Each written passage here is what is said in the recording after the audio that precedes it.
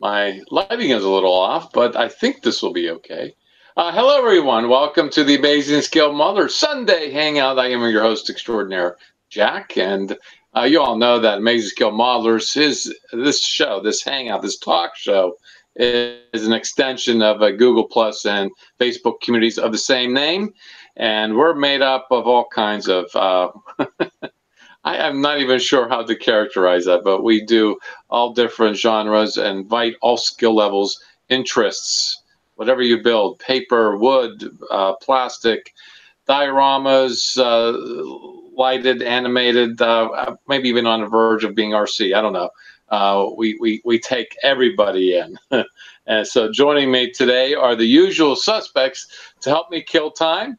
And I'm a little tired right now, so I promised everybody here, I'm going to promise you all out there, I'll try to be enthusiastic instead of tired. Anyhow, live chat is open. If you're watching live, join us. And if you join us there, if you're shy or you're without a camera and mic, you can always, and on reruns, don't forget to like, subscribe, comment, and suggest. As I said, I went to the post office yesterday on across the pond. I was getting ready. You know what? I don't. Oh wow! Nothing like being prepared again. Yeah, you know what? I haven't addressed Mr. Heath. The shop cards. This is this year's shop card. And I went to the post office after I. We had like a 2 hours and 40 minutes yesterday on across the pond. It was actually kind of a lot of fun. It was very interesting. I haven't talked to you guys in like 5 weeks, and then I overspent postage. I bought $60 worth of postage, and this is only worth like 25. So I have both international to England, one to Poland, and to New Zealand, and to Australia. To all parts of the states. I only am hitting maybe about 6 or 7 states out of 50. A lot of Canadians in this stack here too. So if you want a shop card like this, if it's your first time, I will send you one of these and a one from last year. So you get last year's too. And all free, no charge. It's all on me. It's my way of saying thank you for participating in the community. All you have to do is just send me your snail mail address to my email address at scratchinjackmodels@gmail.com.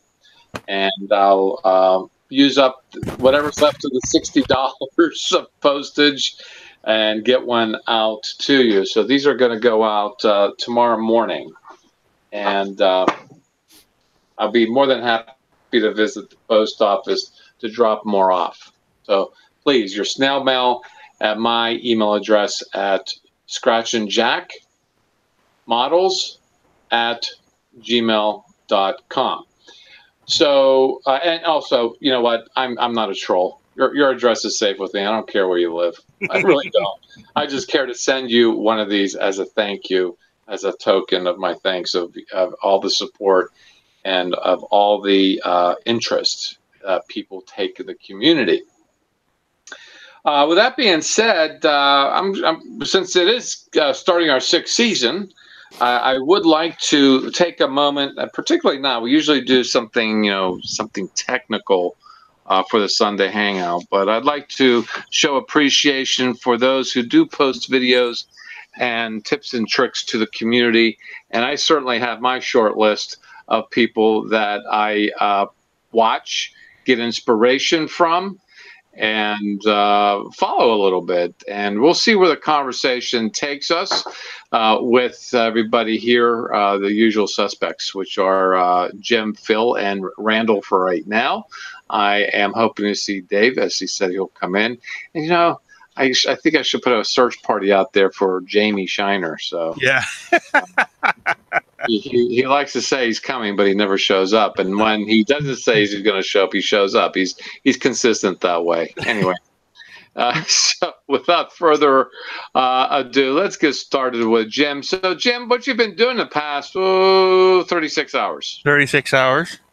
Well, I had to go out and for a model. I needed some tung oil. It's for the walnut that's on my little ship build. The problem is I couldn't find a small container. I had to buy. This is going to last me forever. I only need a few ounces, and I got 960 milliliters. This looks like a quart. Yeah. Couldn't get anything smaller. I could get bigger, but I couldn't get smaller. Tongue oil. I always thought that word was funny. And that's what spies do to each other when they catch each other. They shine a light in their face and administer some tongue oil so their tongues flap. Yeah. Well, it looks nicer on the model than using Varathane. Like if you use Varathane on the, it looks too. I always think it looks too phony on the small model. So if you use tongue oil, it's a lot more. It's not quite. It's a little more matte finish, and it. I think it looks better on a wood model. You are building that, aren't you? Yes. Oh, okay. That's one of our community builds, as wood build, naval, navy, nautical, and also real space. Well, I got 2 covered on this one. Yeah. I said two. Naval, marine, and wood. So, yeah. Okay, I'm sorry. I'm just trying to clean house on my screen. I can't wait till I get set up in my new workshop so I can use 2 screens, so I don't have to unbury screens. So I can say hi to George right away. John is joining us on live hangout. Dave sends you an invite.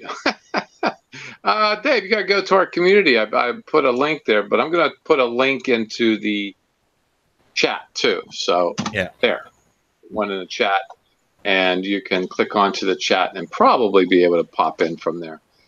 So you're getting tongue oil for your wood build, huh? Yeah.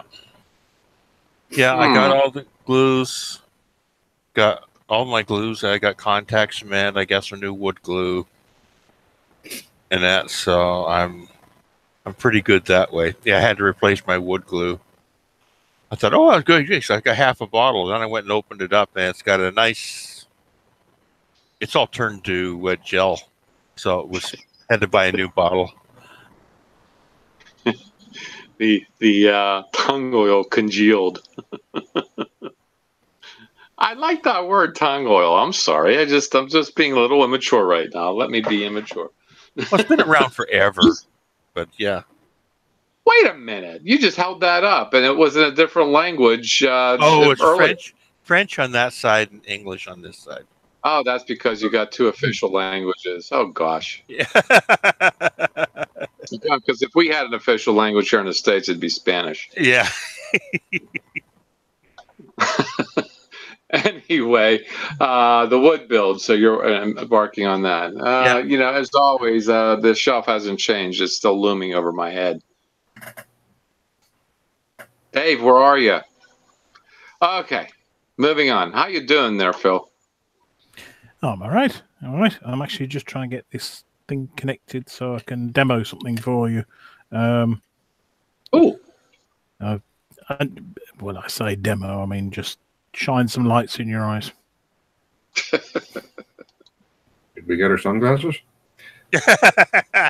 Well, not like with Jack's version, which was like burn your retinas out. Oh yeah.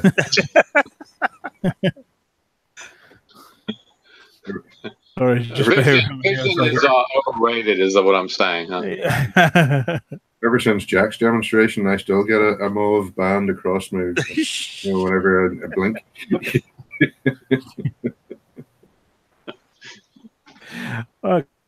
This is going to be. There we go. Is that going to go? No. Oh, there he is. Tell you what, crocodile clips make me snappy. I see. Okay, why is that not Well, while you're doing that, I went over to Messenger and I said to Dirk, I said, you should join us. He says, I would, but about to sit down to dinner and then have to take the boy out driving and then some chores at my mom's house. It never ends. Yeah, wow. Uses. He chooses Oh, that's to why do it that wasn't. chores at my mom's house. It never ends. We got a little bit of feedback there, Mr. David. I think you got a TV on in the background. Yeah. I've got two browsers. I'm trying to shut the one We got a off. little bit of feedback. Yeah. See if you get the feedback. Whoop, there we go. Helps if I get the polarity right. Yeah, it does, doesn't it? It worked. Actually, it's actually pretty useful that LEDs are polarized. Yeah. But of course, they go one way and it doesn't work. You go the other way and then realize, oh, the voltage is this high. Pop, pop, pop, pop, pop. They all burn out. Yeah. Right. Okay. Yeah. Well, I've been working on the Millennium Falcon again. We've got to this stage. Oh, no, flicker, flicker, flicker. Don't flicker, don't flicker. Be nice. Okay. Well, we've got a nice, interesting strobe effect. But Ooh. it's not supposed to flicker. That's just a terrible connection that's going on. But Okay. yep, that's the. Mm-hmm. I don't know, Randall. I Nice think thing, he's trying to beat me out on putting a burn in my camera. I don't know if you can see the cockpit. You can see just a bit of illumination. The cockpit's all blacked out at the moment because it's been sprayed over, and I've masked behind the windows. But you can just see I see a little bit of light leakage in the there. back there. Yeah, but that's that. And sorry. So what sort of illumination have you put in the cockpit? Is it like fiber optic or? There's some fiber optic, and for the light, the light bars that you've got going across, sort of about waist height. Yeah. I actually put some clear plastic in, and so that I've got two additional LEDs in there that illuminate those as well. I'm hoping that'll all work still. I've also been working on the gun turrets. I don't know if you can see that terribly well, but the interiors hand painted those because I'm cheap and I won't buy the photo etch. Nothing wrong with that. I don't know if you can see the illumination. Yeah. Oh, from the fiber? Yeah. Uh-huh. Yeah. And just before we came on air, I was working on I wasn't actually going to paint the other one up. I was just going to leave it black, and because that was going to be the underside one, but nah. So I did the other one. I did the other one as well. That looks pretty good. Even Carwin suggested you put a disco ball in there.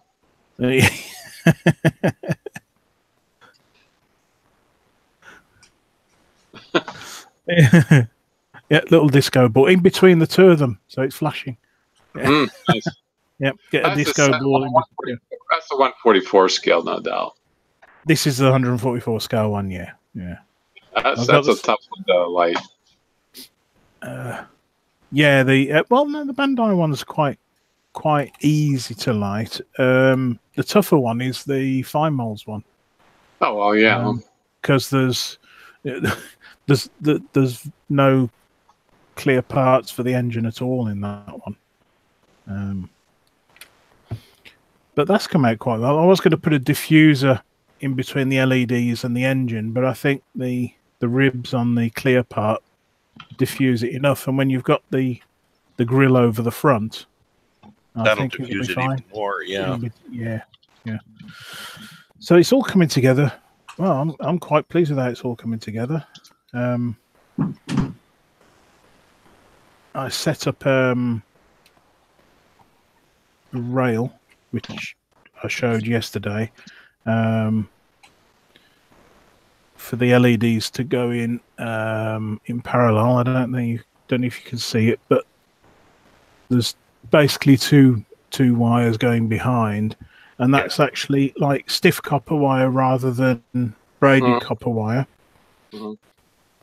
So I've just put, soldered the LEDs onto that. I'm sorry, Carwin is tracking me out. Oh, he's got... So the dear, engine is I've going just to read be that. ripped for your pleasure, he Oh, says. yeah. Yes. No, I shouldn't have done that. But yeah, and I painted tulip over the exposed wires, and that does seem to have insulated it enough. Yeah. It's just to protect it from any little bits touching. So yeah, I'm actually thinking of running a couple of fiber optics through to the front of the mandibles as well. Oh, to light the headlights? Yeah, I'm just trying to work out how I'm going to do that without major surgery on it. But I only need 2 fiber optics through there. I'd be able to fish them.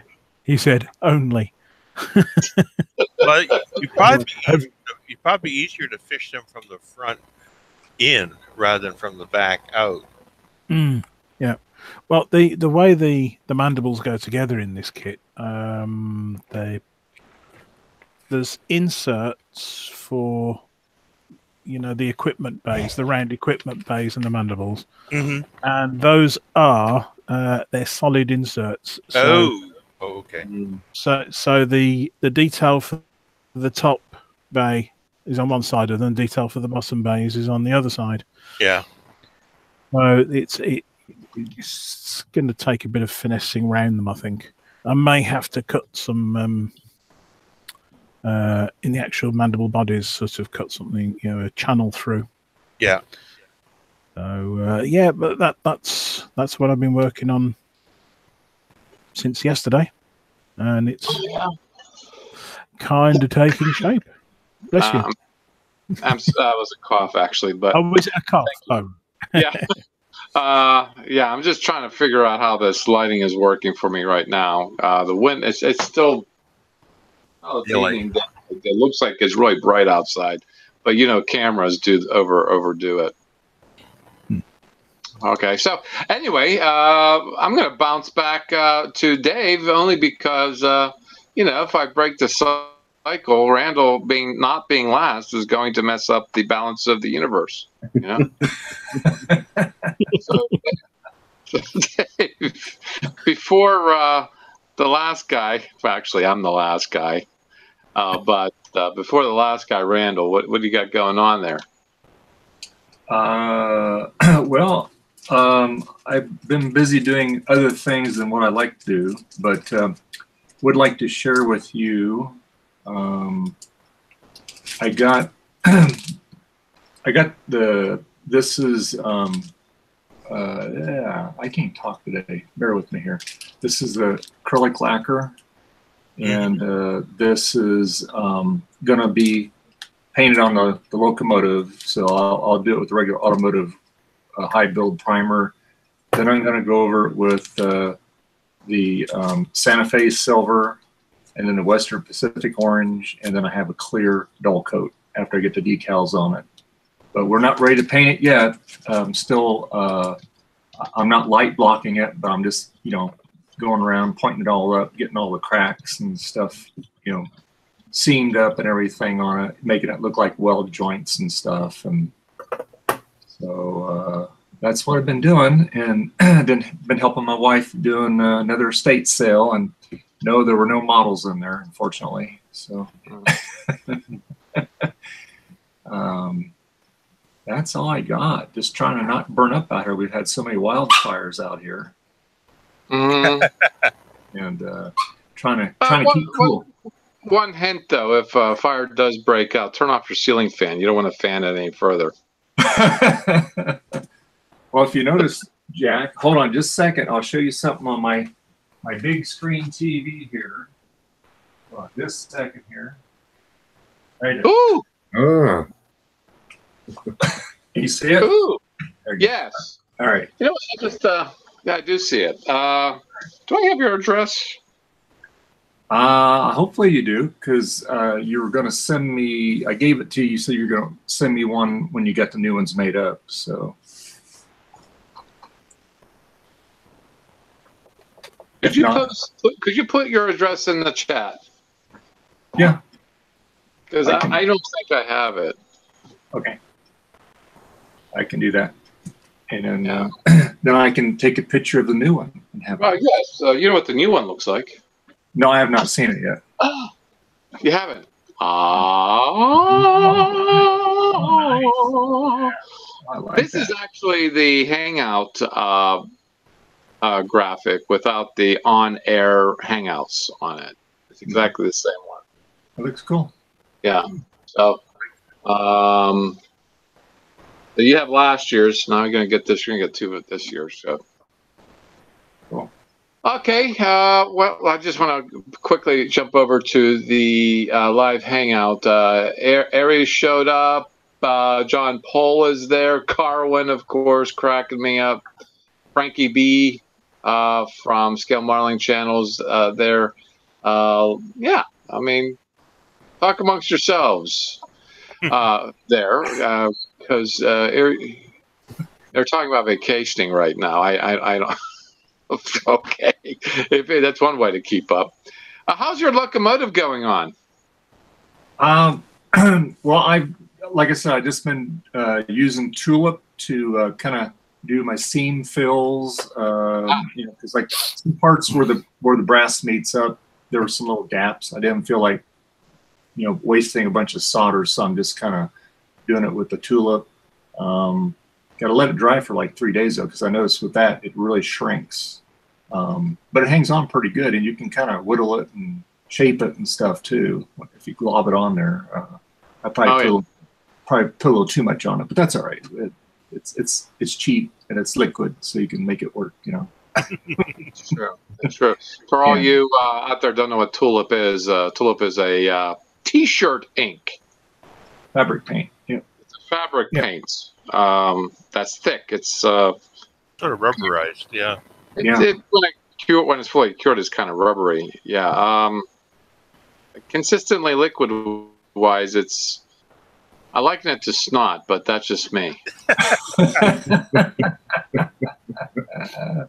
And it comes in all different colors. I only use black. Yeah. To light block. I actually bought a tube of white, thinking that it'll have both light blocking as well as light reflecting properties. That's not true. Black is best. yeah. Black is best. There you go. Yeah, thank you, Dave. All right, and how you doing there, Randall? Not too bad, Jack. How's yourself? Oh, I'm a little, like I said, I'm a little tired, but I'll tell you why momentarily. The bench is coming on nicely there. Oh, that's what I'll be talking about on my segment there. Jumping the gun here, sorry. I've been arguing with brass and trying to fold it and roll it and stuff like that for this biplane model, and I think it's been taking most of my time and effort. Is actually, it's kind of hard to see, but this is the cooling jacket for one of the guns. Yeah.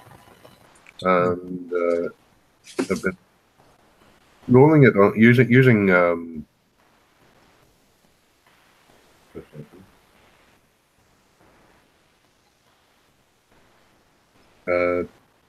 things like these. This is actually from a punch and die set that I have.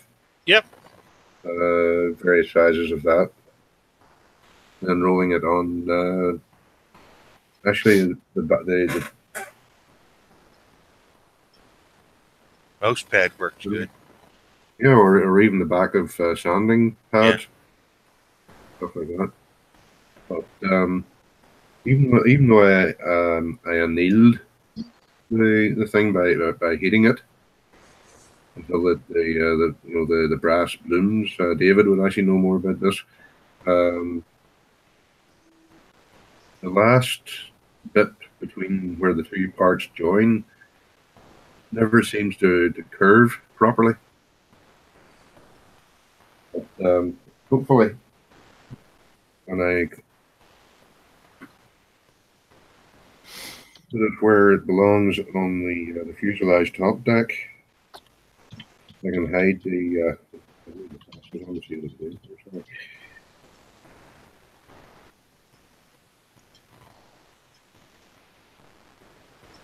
I can hide the join. Oh yeah, so when you mount it, it's not going to be seen anyway. Yeah. Mm. And of course, the sight and everything else will be under. Oops. Don't lose it. Yeah. Thankfully, the laptop caught it. Better get some better glue. There you go. Yeah. That and folding up these tiny boxes for holding the ammunition drums. Yeah. In the cockpit. That's what's been keeping me busy today. Other than that, nothing much more than what I already talked about yesterday. The the U-boat, USS Gato, and stuff like that's still ongoing. Other than that, me. That's you. Yeah. Well, Dave, I'll have you know that Carwin is fixated on the fan sticking out of your head.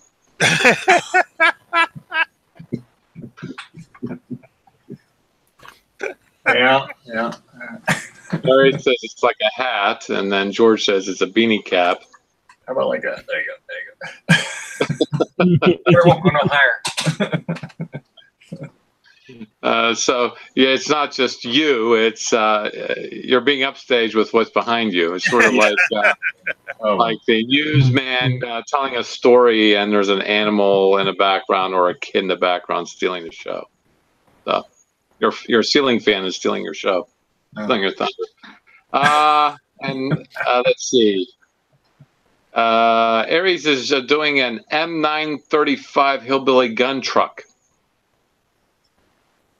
Not sure what that is. But as far as everybody, Carwin is printed off a 15-inch Trek 5 shuttle and Mark 9 tricorder so far. Oh, he bought a 3D printer. Yeah. I thought they were illegal in the UK. Everything else seems to be. I bet you paid a lot of taxes for that CR10, Carwin. I'm just jagging him.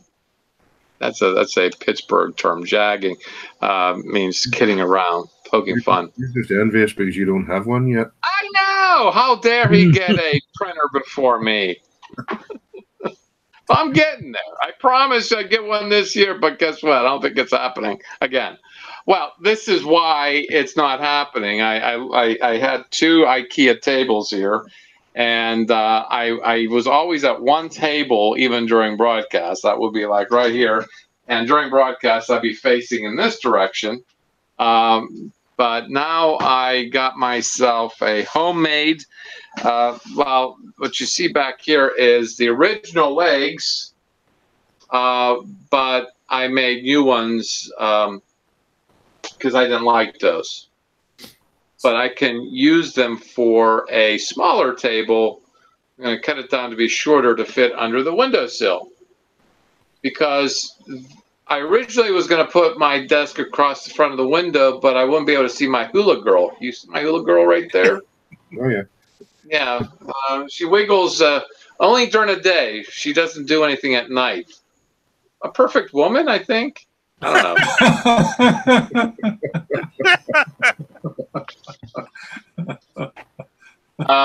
But that's going to be a lower table, and that's where my 3D printer is going to go, as well as like a regular document printer, scanner and stuff like that. So what I have is broken. It's still under.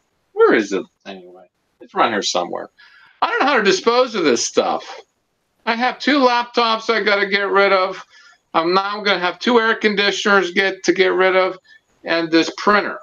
And apparently, there's hazardous material in all of those things.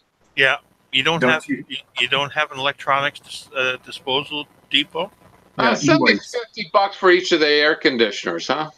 Really? Oh, it cost you to get rid of them? Yeah. Talk about I could incentive. just take mine down to the disposal depot and just drop them off.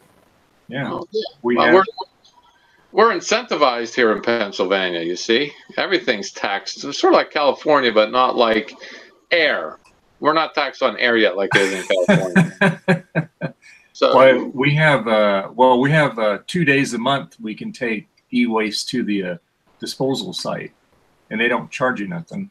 But it's like it's on the. There are 2 Saturdays out of the month. And, well, I'll just send them to you. hey, no problem. Probably the postage will be cheaper.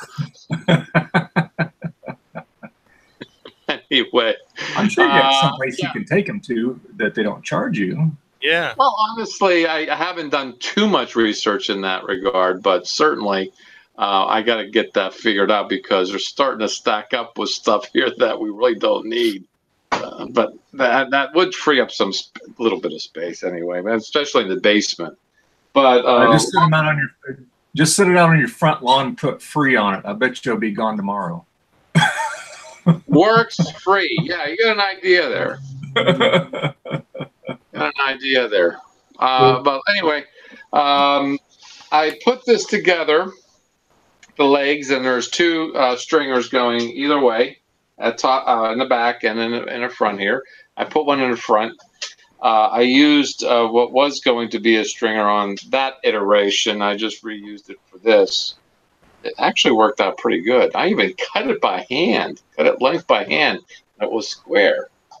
I don't know how that happened. 'Cause, you know, I'm pretty bent and crooked myself.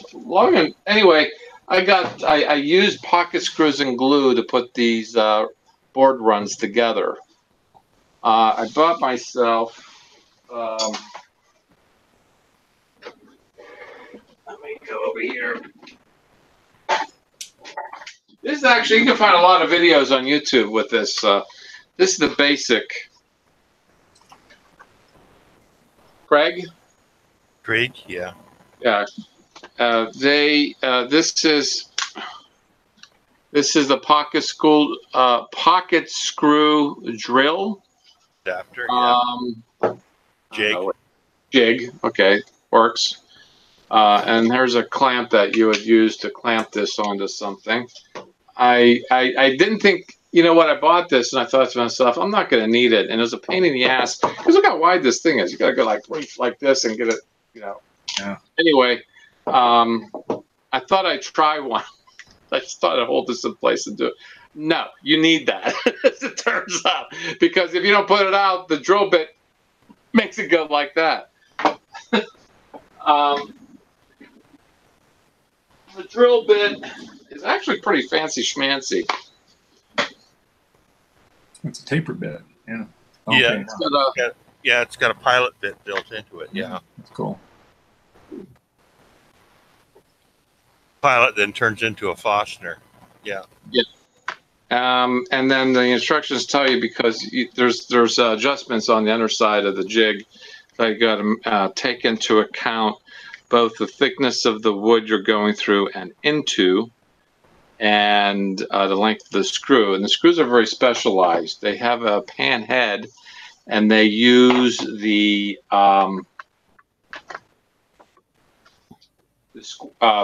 square. Robinson. The square bit. Robinson bit. Yeah. Is that what it is, Robinson bit? Because I bought screws that have the star. And, you know, you're right, though, Jim. I thought I'd try that out. A little pricier as far as screws are concerned. But I used them in this build, too. And also, I bought myself Ryobi driver. And I could use this as a drill, too. So this is what I used to, and as I was using this, I was watching a YouTube video of Joe Rogan interviewing Neil deGrasse Tyson. This is what our space program invented, as it turns out. The high torque rechargeable lithium battery drill bits, because they needed something to use on, like, particularly the Hubble telescope when they were repairing it. And just like the old saying goes, need is the mother of all invention. And when everybody says that, oh, there's problems here on this planet that we could resolve, why do we need to go out into space? Well, I wouldn't have my power driver if we didn't go into space. There's a slew of other inventions that were done for sake of the space program. And so that's what I did. I'm going to have this sanded down because there happens to be a little ridge here. I don't have like a real workshop workbench to lay it on, to clamp it down when I drive in those pocket screws so it doesn't move. But with pocket screws, made it go like this a little bit. So the only choice that I have is to sand it down, because the boards themselves are slightly, the warp means it twists, or it kind of like cups. It gives you cups down or up. Yeah. There's one the board in the back is cupped a little bit. The seam is great. These are 3 boards. The back board is cupped a little bit, but these 2 bigger boards in the front here are kind of like this in the middle. Yeah. I could have showed if you'd asked me here, I could have showed you a technique to square those boards up. So well, I really appreciate it, but I guess it's too late now. Yeah. But no, I had to sand it down. I always sand my surfaces down. I sand them down pretty good by 1 millimeter, maybe even 2, to get it really smooth, because I really want. I did it to those legs, and those legs it's only assembled with glue. And I am now brand specific with wood glue. Gorilla. This stuff is amazing. Yeah. This stuff is absolutely amazing. Oh, speaking of glue, on the Google Plus community, Dave put up videos of Mr. Sticky, or Dr. Sticky, Professor Sticky. He went to tour a glue factory, and I'm going to be seeing them soon. I'm going to scroll back to that before they disappear, because on Google Plus the threads can be only so long. And as I view them, I'm going to transmit them to the Facebook community. So yeah, they posted a guy who is all about glue. He's very passionate about glue. I saw the videos years ago, but I don't remember much. But I just remembered the guy was unusually passionate about glue. Mm-hmm. So whenever somebody has a passion, they're really fun to watch and listen to and learn stuff from, of course. He was on Modern Marvels on the History Channel, and he did a thing on glue. They dared him with his waterproof glue that they invented. You can go back and find it, Mr. Sticky's waterproof glue, and you can Google it. And pretty neat. They lifted up a car and assembled the whole thing underneath water, and it bonded, and they hoisted the car up off the ground. It was pretty cool.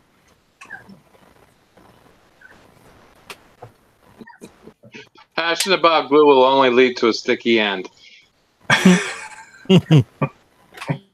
You know what, Randall? I think you got some competition there, and if you go across the channel, you might be able to, work out a deal with them. A deal you can't refuse. Spent most of the day gluing together packing foam ready to ship it. You know what, Carwin? I said to you in the chat that I started watching your finale of your Red Dwarf, and you had your opening video segment where you measure, cut, and glue a piece of styrene to another piece of styrene. but you end up gluing your fingers to the styrene and not to where it's supposed to go. I think that's an amusing. Maybe you've gotten better since. Although your second introduction is high tech and everything, that's pretty cool too. But I just like when you just shake your hand and the styrene is still there. That's me. Anyway, speaking of glue, so he's somebody to watch, really. And I'm gonna bring them up, and I'm going to transmit them over to the Facebook community during the week. I watch some model railroaders, and I look to see what Round 2 has to offer. FineScaleModelers.com. They do a video series as well. Then there's Lou Dalmaso. Oh yeah. He hangs out with us on the Across the Pond. I watch him. Who do you guys watch? Anybody? Well, I go through a lot. I mean, there's some of the classic. I do watch Steve Neal off and on when he's going through and actually showing something. Not as much now as I used to, but watch him for some of his creative processes, as well as Simon Merckx, and have to see how he's doing certain things. But I also have some other modelers on the paper realm and that I follow quite intensely. A couple of the designers of that I follow quite intensely to see what they're up to and what the new projects are. Follow what certain people's techniques are for doing. Because people are always coming up with new ways of doing certain things that you've never thought of, and they're always good to learn from. Everybody's always thinking all the time. Mm-hmm. There's also Brad Hare and Buck Moore. Those are two I tune in on occasion. They do a lot of builds. They do a lot of videos on specific builds. I also follow some of the guys like Polish Props and stuff like that for their techniques and building stuff. He's interesting to listen to. Excuse me a second, guys. I just need to get something. Yeah. Because with him, it crosses over not only in building techniques and that, but he also gets into the 3D printing aspect and all that too. So. 3D printing. I watch 3D Printing Nerd. 3D Printing Nerd, yeah. What's his name? Joel Telling? Joe Telling, yeah. I also watch Angus from Australia there on Maker's Muse. Yeah. And Chuck Hellebuck. I watch him too on the 3D. How do you spell that? Well, his is actually CHE. Second. If we go to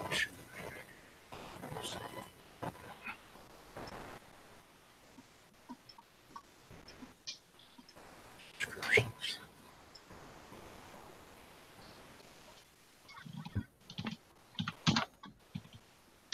Okay, let's see how to find it here.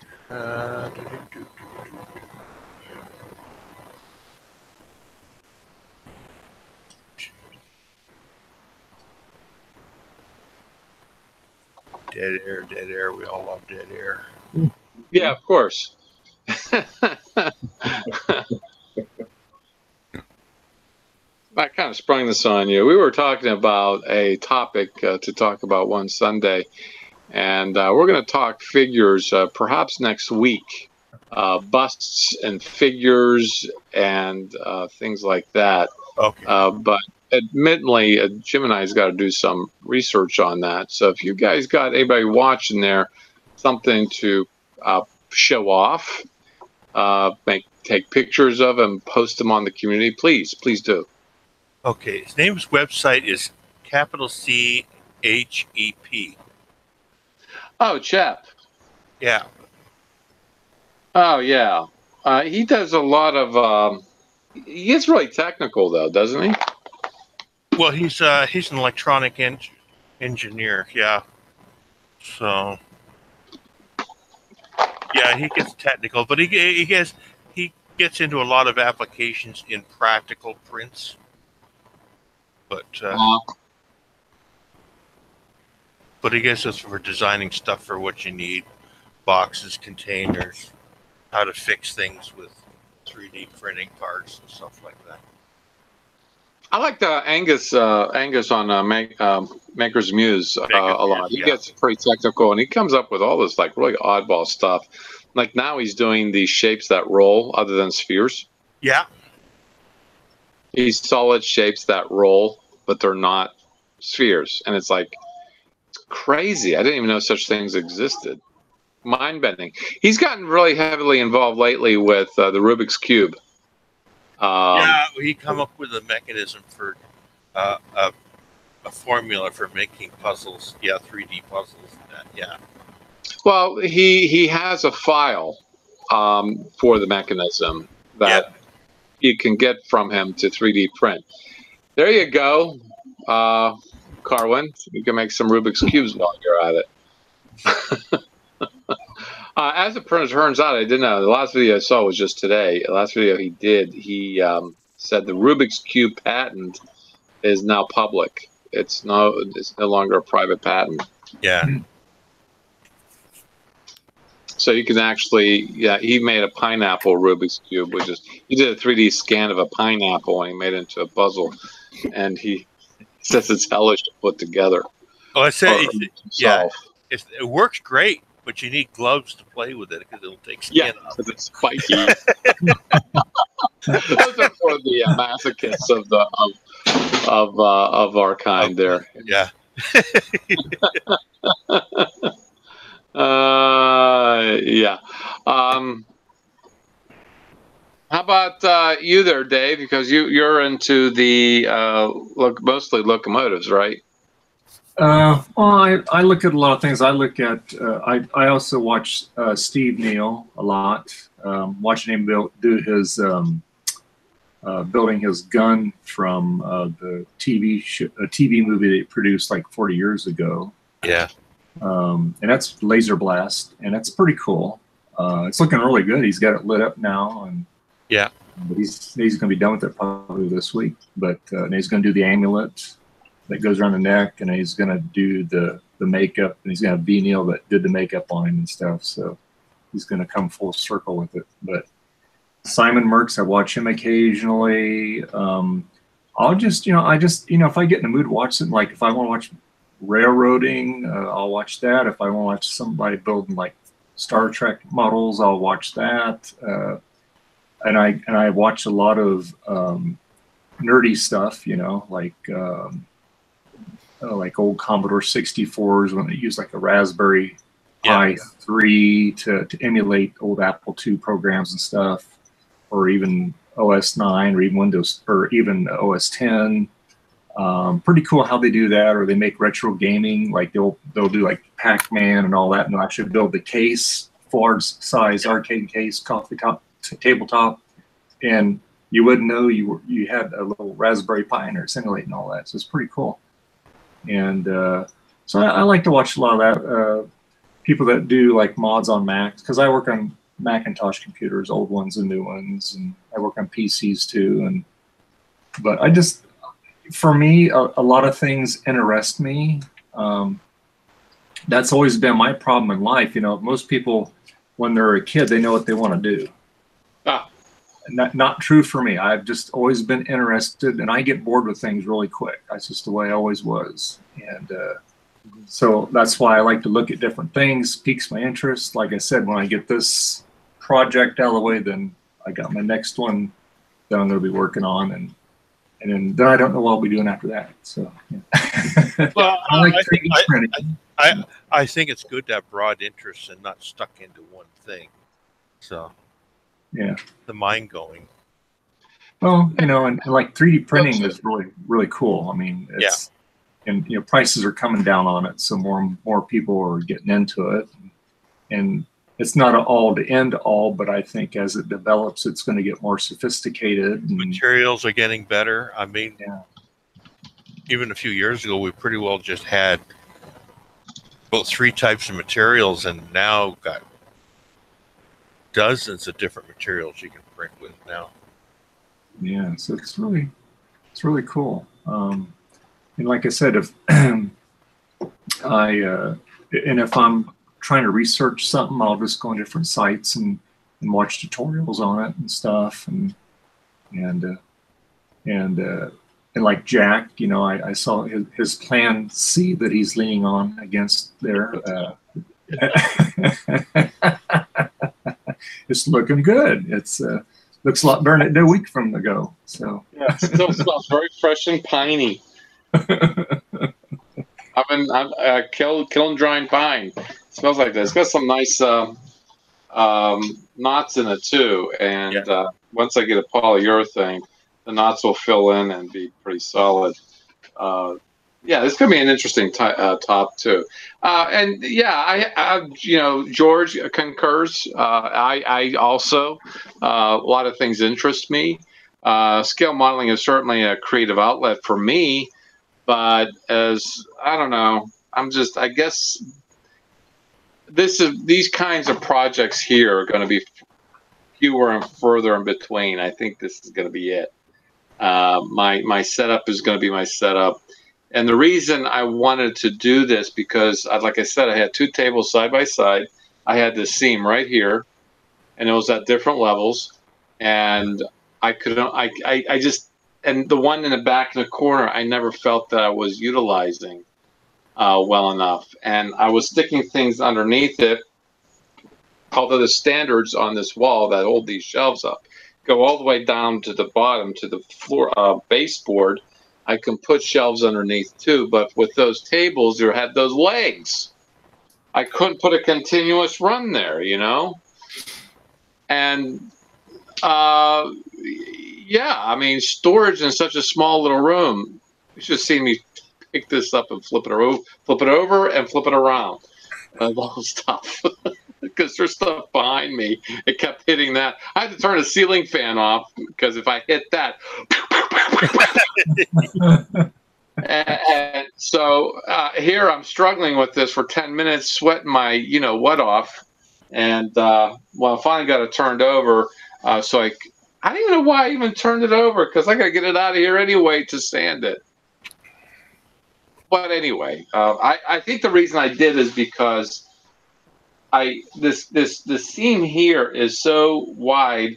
I put masking tape on the underside, and I actually filled it with the Gorilla Glue. This seam is like unreal and very solid. So this makes a nice board. But yeah, Plan C. That's what I'm going to call it, Plan C. Wow, 3 times the charm, you know. Oh, there you go. That's right. But in doing this, there's and the tool that I showed you, the jig. This is all because of YouTube. YouTube's amazing. Learn how to do a little bit of woodworking. At least I know how to do pocket screws. And in the future, when I make stands for some of my builds, that's going to come in handy, actually. Well, it makes it stronger, and it makes it a lot neater looking too. Yeah, the pocket screws. So y'all look that up if you know what a pocket screw is. But certainly, I could have bought a big sheet of plywood and cut that down. That might have been easier in many ways, but it would have been expensive. A sheet would have costed me probably $100. Yeah, it's not cheap. You gotta have it delivered. It's a $50 3/4 inch. This is 3/4 inch thick. To get this cost me like $30. These 3 planks. Yeah, I have to go through a lot of pain and time to get it to work, to get this ridge out. But that plywood prospect was very unappealing. Let's put it that way. I need a pickup. But yeah, that's the kind of thing that I have to agree. I get bored with a lot of stuff too. But I'm getting antsy now. I want to build a model. In fact, I bought a model yesterday. It's a Revell kit, a 64 GTO with the horizontal lights.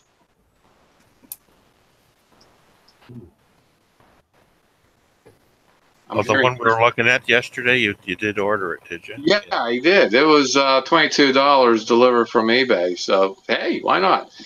I just might get into a series, do a 65 and do a 60, whatever's next, do a whole series of GTOs. What scale is that? What's that? What scale is that GTO? Oh, 25. It's a plastic kit, 25 scale. Okay. Let me see. Maybe I can get some box art up. Maybe I should start sharing some things on the. Oh, speaking of which, Mr. Phil has something posted on the Google Plus page. Let's go over there. Lightning speed, this computer. I gotta buy a computer too. What the hey? There we go. This is what he was showing earlier, live. That's actually pretty interesting arrangements of LEDs. What is that blue part of the that lens? Is that the kit? Part of the kit? That's parts of the kit. Yep. Yeah. There's a grill that clips on the on over the top of that. So you've got the blue lens behind the grill pattern. Yeah, I can see it's highly diffused. Yeah. Huh. And I'll show you one of the bits. What are these? Sorry, what? Where? What? Who? What's this? What's this? Oh, those are the actual fittings that come with it because you can buy an LED kit for a kit for this model, but it only has 4 LEDs in there. You know, those are the mounting, the white plastic bits, the mounting points for those LEDs.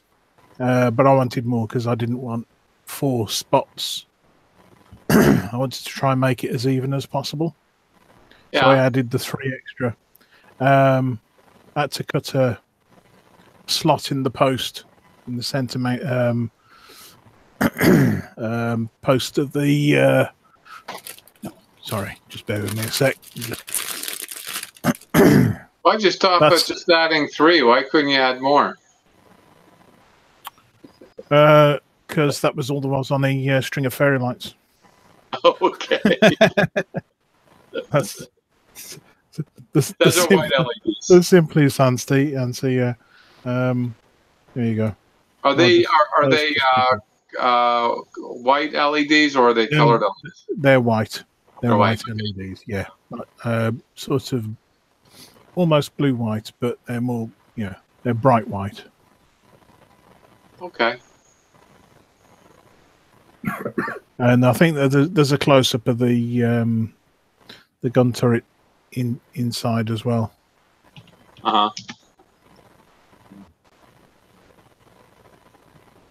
Which, considering it's like really small, I'm quite pleased with how I managed to hand paint it. If I hold that up, yeah, you see that's the grill. Right. With the holes in it. So, you know, and there's 2 other pieces that go on the ends there. And so that covers that. So it's diffused behind it, and then you've got it illuminated nice and evenly across. So I didn't need to put on. I did cut a piece of that to diffuse it, but it took too much off the illumination. It lost too much light, so I left it as is. I would think so. There are certain circumstances you can use a very thin styrene to diffuse light, but it's the same stuff I used to diffuse the LEDs in the back of me thing on Bird of Prey. So it worked well for that because it really diffused them down. But as I say, this one, it just took too much off it, and I wanted it, proper harsh brightness almost, little bit like yours, but not quite as bright. Well, that's why I said, why'd you stop at adding 3? You could have added another 70, I think.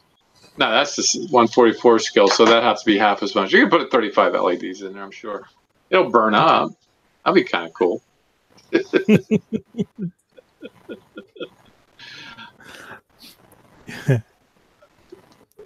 Okay, here's the box art that I was looking for.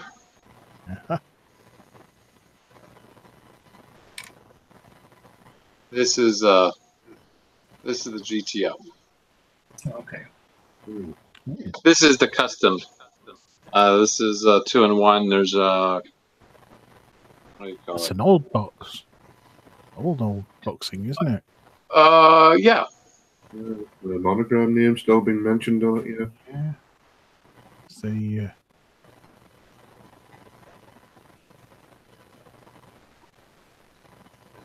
The early 90s, late 80s. Skill level 2, Jack. Yeah. That's one skill level too high for me, but I'll try. I'm going to do the stock version. Yeah, I'm going to do the stock version. I like doing stock versions. Oh, look at that. Oh, this is the paint that you would include. I thought this was the body paint.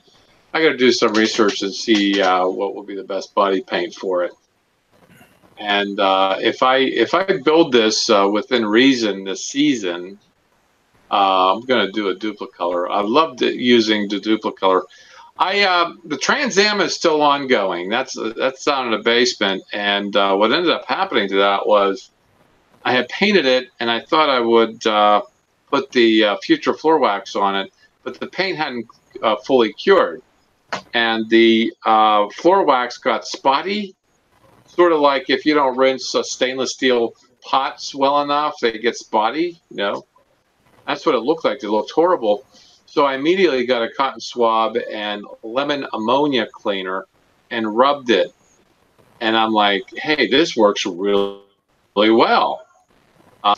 It's not high gloss. It's sort of like a semi-gloss. In fact, I'm going to keep it that way. And it was just a happy accident that happened. But there was this guy on one of the videos I posted, the Fine Scale Modelers, part 2 of the Wonderfest. And the reason I posted, Lou is in it. He didn't say. He didn't say that he was in it. I saw him in it, so I posted it. But in it, there was a guy that did a Robin figure from Batman and Robin fame, and he did a high gloss Robin red on, and which one? I'm not into not very big in the comic book thing, but it was a very similar costume to the one that Chris O'Donnell wore, and I think this is coming out of the comic books too. This is not even in the movies. But that being said, I never thought the Robin being that glossy. But he said he was using automotive gloss for it. Automotive acrylic. Does anybody know what that is? What? It's just car paint. Yeah. Real car paint. Yeah. Mm-hmm. I don't know what it is. Yep. Somebody told me to use turtle wax. It doesn't work. I don't know why. I guess you have to have a gloss coat on there first before turtle wax. I guess turtle wax revitalizes the acrylic or the gloss coat. Yeah. Okay. That's just the only thing I can think of. Right. The Gundam was a build for the community cover, and somebody posted a Gundam, so we're going to show off a Gundam. This is on the Google Plus community, just as the one before.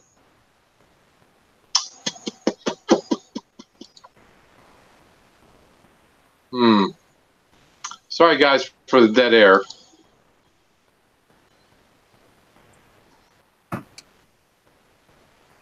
Oh, it's still loading. That's why.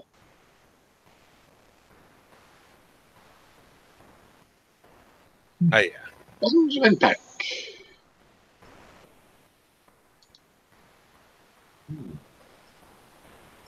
Yeah, this is very inspiring. Yeah. It's nice. Very pink.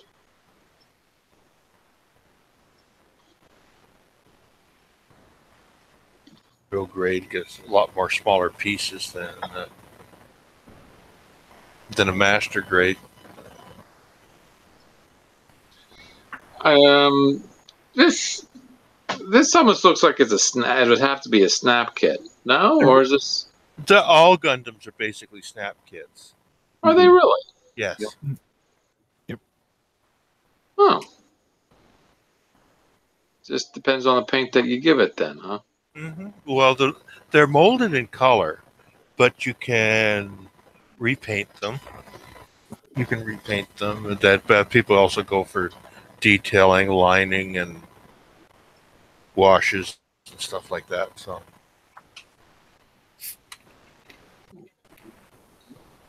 I think that's the only one he posted as far as pictures are concerned. And I haven't really looked at the Facebook community yet. Let's see. If anything, Carwin says, this is interesting. If anything, 3D printing is really only replacing vacuum forming. It's basically the same process. It's just the Ba-ack is CGI. Yeah. Well, yeah. That's the form. Yeah. Rather than carving a form to use your vacuum form, you're now basically printing it off of a virtual 3D image. Yeah.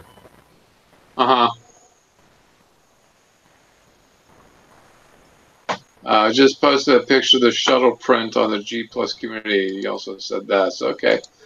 Let's see what you have on the G Plus community there, Mr. Carwin. Well, vacuum forming is good if you are replicating parts. But I can't say that the only vacuum form I've ever come across is the one that's in the wood kit. It's basically the airplane's nose cone and maybe a tail section or something. Because you certainly can't make that out of balsa that readily. Well, there were whole kits you can get that were vacuum formed. Mm-hmm. Whole model kit. Lunar Models, when they were in business, all their kits were vacuum formed. And he had some pretty elaborate ones. Well, really, Joel from 3D Printing Nerd is really showing me the usefulness when it comes to our hobby, because there would be parts if you want to customize, possibly even a car, or some part with I don't know, anything. You can always get that thing printed and use it, depending on the resolution of the print. Yeah. Especially if you want certain things, like carburetors and stuff like that. There's people out there that have full 3D creations, emulations of carburetors and car parts. And all you got to do is download it and scale it, and then you can print it out.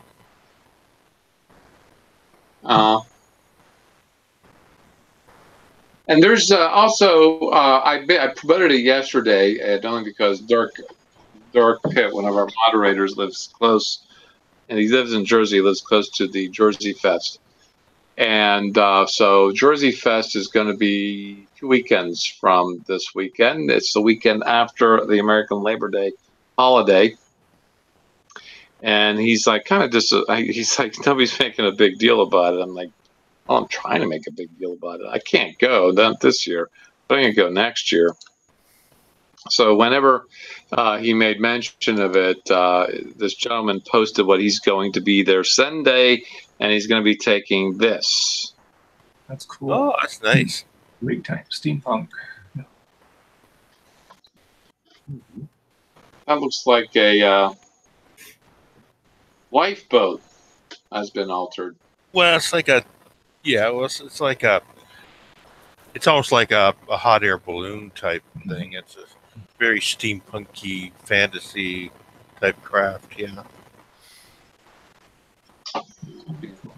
And I can see here that there'll be plenty of parts you can probably reproduce with 3D printing, such as this. Go here. This. Sorry. Let's see if I can get back up and running again. This part right here, the boilers, I guess they would be. Yeah. Maybe the smokestacks or something. But a lot of this could be scratch built too, off of a kit. That's actually very good. Look at the rigging on this. Yeah. Yeah, it's very detailed. Looks really good. Yeah, the netting. Where you got the netting from? No, lots of sources for netting. Very interesting stuff. Very interesting. Who do you find inspirational? And don't say it's us, Randall. Okay. Present company excluded then. Yes. There's lots of inspiration. I'm a long time magazine reader, fine scale modeler, scale aircraft modeling, stuff like that. YouTube, Lou Dalmaso, Diamond Merckx, Steve Neal, who was the first YouTube channel I subscribed to. Not so much now though. I don't seem to. Well, I haven't watched as many of his videos yet. But, more recently, there's been a guy, Tom Brigat, who does these amazing stop motion animations. It's in some ways it's annoying. He's not only a fantastic modeler, but he also does the modeling as a stop motion. It was actually him that inspired me to add the extra detail onto the SE5A engine. Stuff like that. So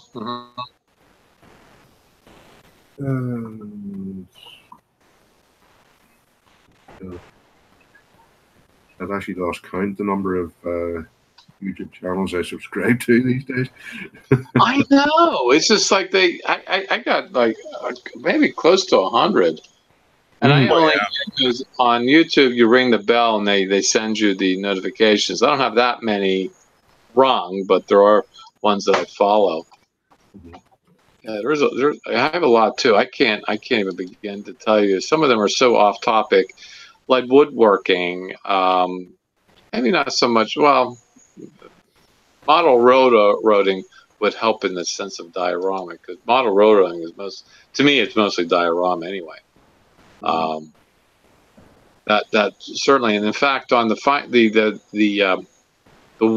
Wonderfest video that Fine Scale Model put up, part 2, that I reposted on the communities. There was a guy who had an old MPC Star Wars Star Destroyer that he had crashed on, like in Force Awakens. Yeah. And it's just totally fascinating. I mean, some of the stuff at that Wonderfest was quite amazing. I did remember seeing his. And the model's not that big. I think the model maybe about this long. So the diorama is probably maybe a foot by 18 inches. It's not like huge, but it's certainly big on detail. Here's more shots of that what I shared earlier. It turns out that he did post more pictures of this build. It's really cool. No, that's real cool. Sojourner.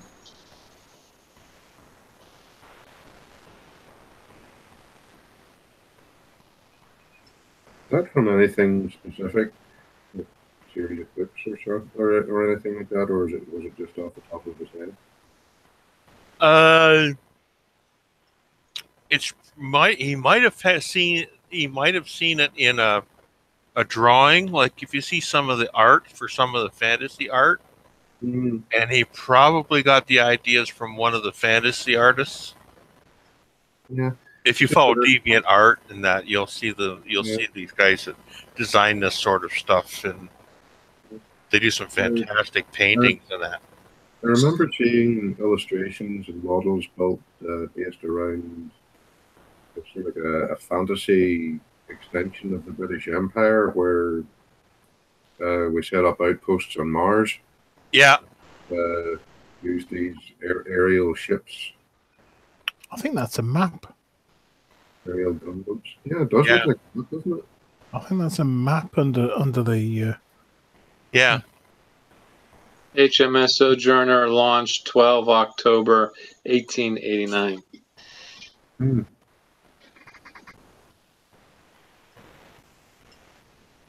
Yeah, this is all this Jules Verne influenced H.G. Wells stuff, you know.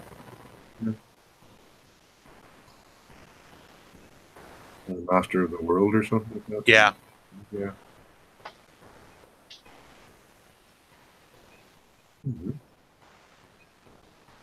Has anybody here attempted a steampunk? Not really, not yet. I qualify that as not yet. I'm interested in it, but I haven't attempted anything yet. Me too. I'm pretty interested in doing something like this. Those tanks look like oil tanks, from a trailer. Yeah. Yeah. He could have robbed parts from multiple different kits for inspiration. Parts from ship models, parts from the others, bottles. Yeah, you say that, yeah. That's the tanks in the top look like could have been originally shampoo bottles or something like that.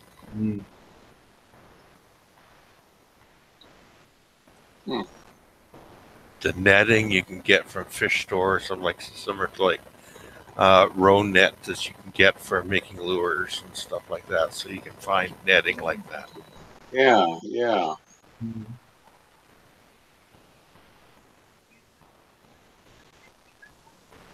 Wow. I like the railings around there. Yeah. It just feels a little hypnotizing. Yeah, something you could look at it all day. Yeah. Something new. Yeah, what I liked about it is it's got the pistons like in the airplane. Well, he probably got those engines out of a model airplane. And then, They look like World War I rotary engines. Yeah. He's got 3 of them there. Yeah. Which, if it was supposed to be launched in the late 1800s, I suppose it wouldn't be too far. Right?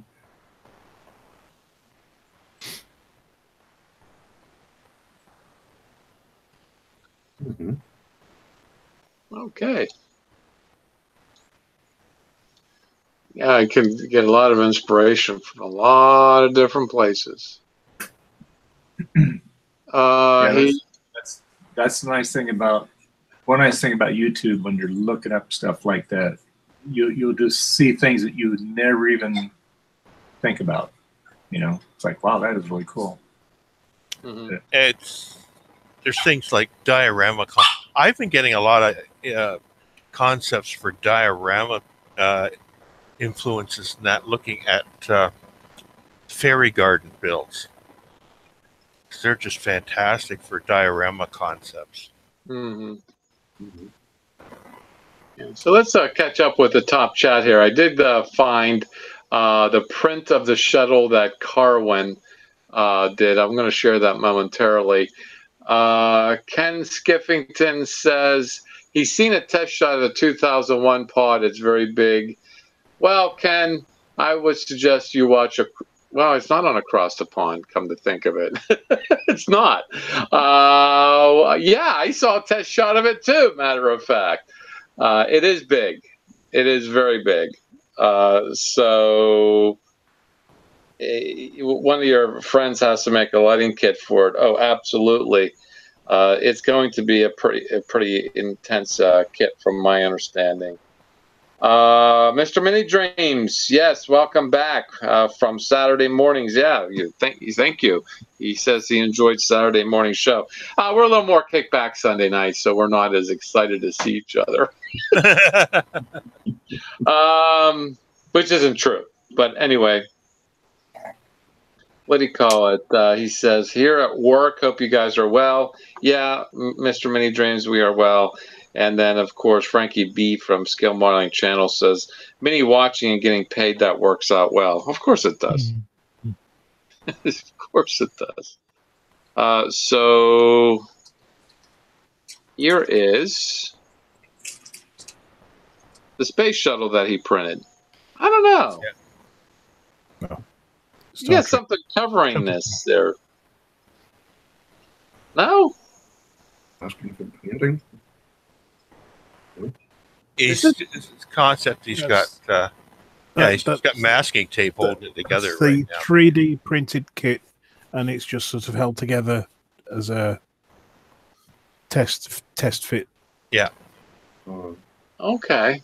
I'm interested in the structure that's in the because it's like a lattice. Oh, that's done by how much infill you do.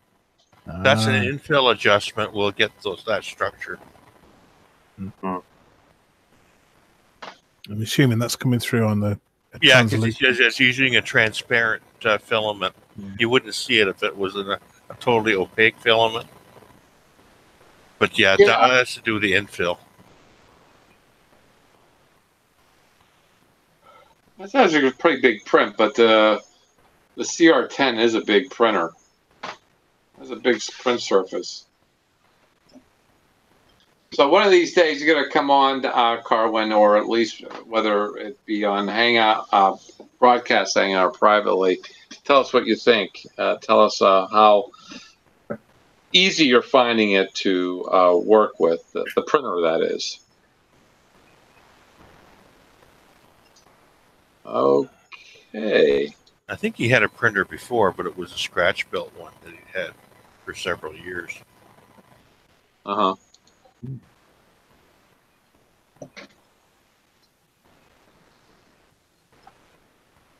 All right. Why this is not happening? I'm trying to clear these. Oh, there we go.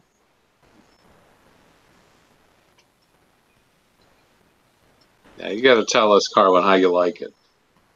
Because that's my second choice, actually. But I was told in the Maker's Angus from Maker's Muse and Joel from 3D Printing Nerd, the CR10 is a good printer to have if you have experience with 3D printers. But certainly you wouldn't recommend it as a first time. So yeah, he's saying there's some things that need to be. There's some parts of it need to be upgraded from stock.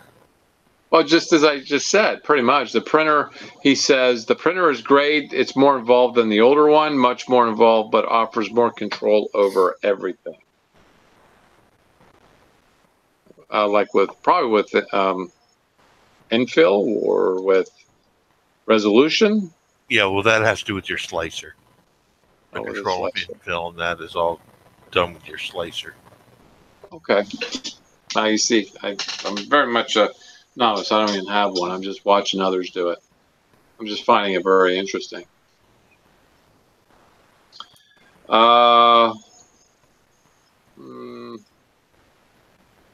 Let's see, what else can I show?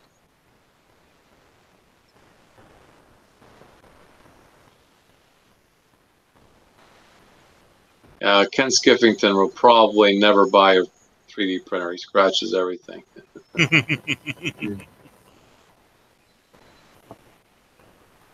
is a 3D printer. Yes, that's true. Give him a piece of styrene and a hobby knife, and he's a 3D printer. Yeah, he certainly is that. Really, that's all I have for tonight. Does anybody else have anything? You people over there at the live chat, George, anything?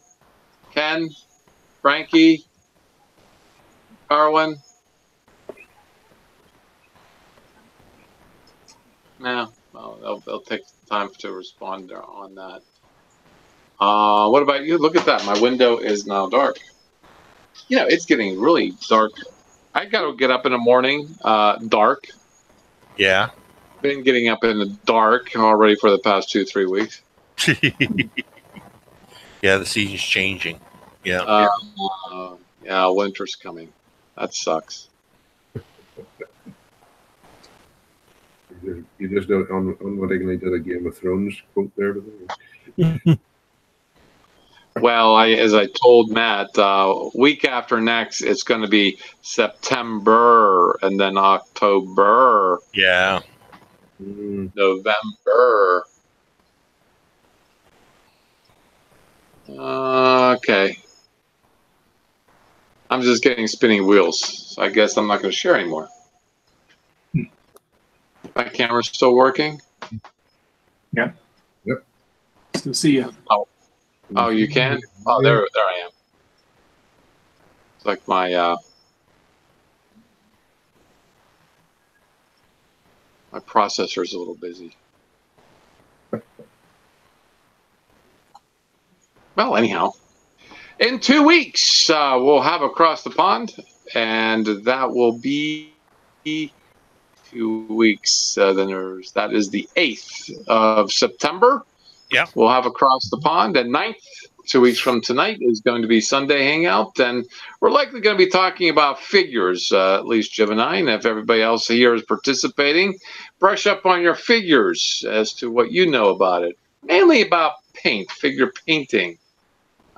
We did talk a little bit in the past about resin kits and the like, but basically the subject matter of figures. There was a guy too. I don't know. I think his name was Bill. I haven't seen him post for a while now. He used to make his own figures. He'd get the armatures, Yeah. and cover it with, I guess it was clay. Yeah. Isn't it? I haven't seen him post in a long time, but he was actually starting to get pretty good at it. So we'll talk a little bit about figures and the subject matters of figures, and really, we have the community build still going on. I think we should look into steampunking next year, huh? Yeah, that might be an idea.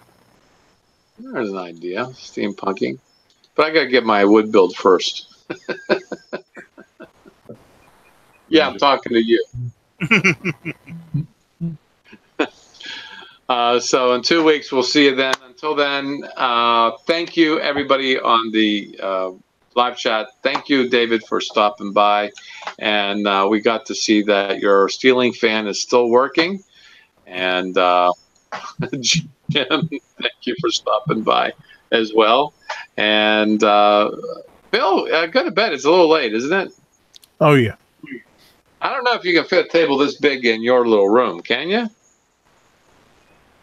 I could certainly give it a try. With a shoehorn, maybe. I'll be plastered up against the back wall, though. But well, that's true. And Randall, well, just be sure you don't get buried alive among your models, okay? If that ceiling collapses, I'm in deep.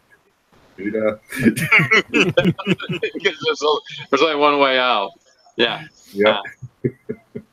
Very good.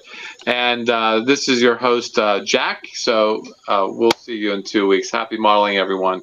Good night. Have a good night. Good night.